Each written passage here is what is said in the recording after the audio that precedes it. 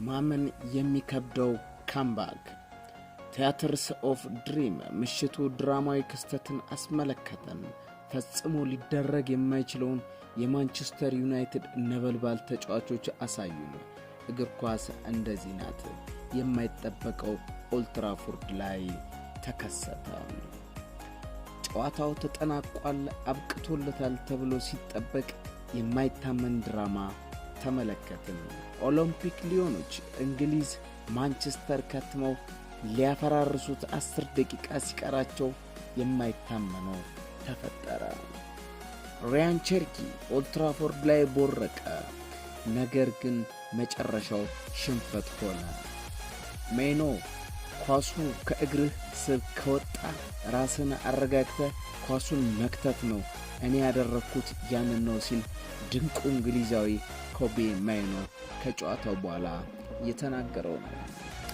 የ120 ደቂቃ ድራማ ቲያትርስ ኦፍ ድሪምን አንቀጥቅጦ የሊዮን ደጋፊዎችን በራቁት አስጨፍሮ የቀድሞ የቲያትርስ ኦፍ ድሪም አድማቂ ኒማንያ ማቲችን አስጨፍሮ መጨረሻው ግን ለሩበን አሞሪም ሰራዊት አደላ። እግር ኳስ የሚወደደው ለዚህ ነው። አድማጭ ተመልካቾች፣ የዳኛው ፊሽካ ሳይሰማ አበቃ ብሎ ነገር የለም። በኦልድ ትራፎርድ ስትጫወት ምንም ነገር አበቃለት ማለት አትችልም። አሞሪም የስታዲየሙን ድምፅ በጣም አስደናቂ ነበረ። ሰዎች ብዙ ነገሮችን ይፈልጋሉ፣ እኔ ግን ያን ድምፅ ብቻ እፈልጋለሁ ሲል ሩበን አሞሪም ከጨዋታው በኋላ ተናግሯል። የኦናና ደካማ ብቃት፣ የቸርኪና ተቀይሮ የገባው ፎፋና ድንቅ ብቃት፣ የጋርናቾ አባካኝነት፣ የብሩኖና የካስሚሮ ድንቅ ብቃት፣ በማጓየር መጨረሻ ማሳረጊያ የደመቀው የዩናይትድና የሊዮን ይህ ፍልሚያ ሁሌም ቢሆን በታሪክ ሲወሳ ይኖራል። ሁለቱም ቡድኖች ጨዋታቸውን ሲጀምሩ መጀመሪያ ላይ ከከወኑት የእርስ በርስ ጨዋታ አሰላለፍ አንዳች ሳይለውጡ ነበር የገቡት። በመጀመሪያው አጋማሽ ባለሜዳው ማንቸስተር ዩናይትድ በ11 ደቂቃ አሌያንድሮ ጋርናቾ በድንቅ ብቃት የተሰጠውን ኳስ ማኑኤል ኡጋርቴ ከመረብ አሳረፈለት። የመጀመሪያ አጋማሽ ሊጠናቀቅ የዳኛው ፊሽካ ሲጠበቅ ዲያጎ ዳሎ ከሃሪ ማጓየር የተሻገረለትን ኳስ አስቆጠረም። የመጀመሪያው አጋማሽ በማንቸስተር ዩናይትድ የበላይነት ተጠናቀቀ። ሁለተኛው አጋማሽ ተአምሮችን ሊያስመለክተን ተጀመረ።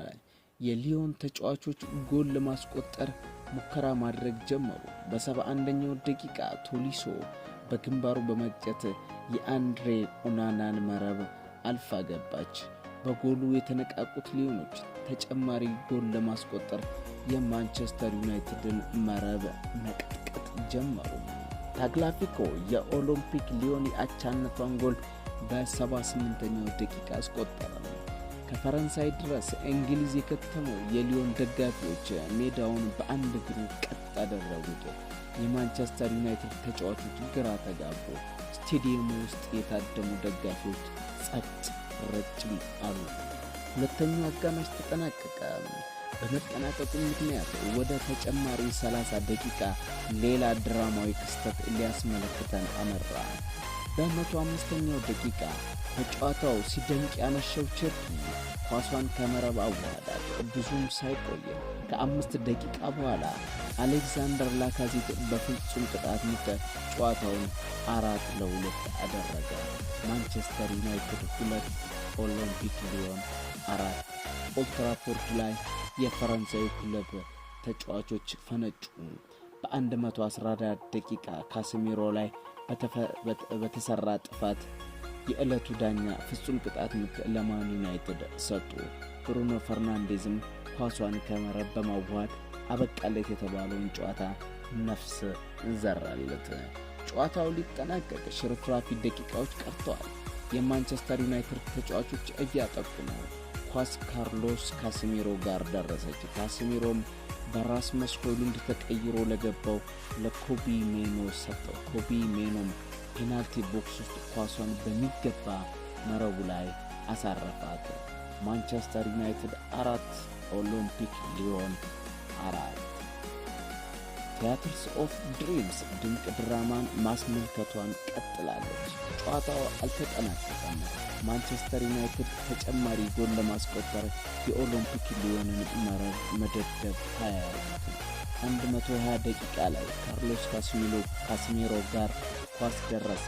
ብራዚላዊ ተጫዋች ካሲሜሮም ኳሱን በረጅሙ አሻማ። ሳጥን ውስጥ የነበረው ሃሪ ማጓየር ኳሷን በግንባሩ ከመረብ ደባለቀ። ኦልድ ትራፎርድ ተንቀጠቀጠች። ማንቸስተር ዩናይትድ 5 ኦሎምፒክ ሊዮን በ10 ደቂቃ ውስጥ ማንቸስተር ዩናይትድ የማይረሳ ድንቅ ተአምር ሰራ። የተፈጠረውን ነገር ለመቀበል ከብዶኛል። የሊዮኑ አሰልጣኝ ፓውሎ ፎንሴካ ከጨዋታው በኋላ የተናገረው ነው። ከእግር ኳስ ጡረታ ከወጣበት ጊዜ ጀምሮ እንደዚህ አይነት ካምባክ አይቼ አላቅም ሲል ሪዮ ፈርዲናንድ ከጨዋታው በኋላ የተናገረው ነው። ሌኒ ዮሮ በጭንቅላቱ ታክል ያስመለከተ ምሽት እስከ መጨረሻው አልሸነፍ ባይነት ማንቸስተር ዩናይትዶች አስመልክተውናል። ጣፋጭ ምሽትን እንድናይ አድርገውናል። ላይክ፣ ሼር፣ ሰብስክራይብ እንዳይረሳ።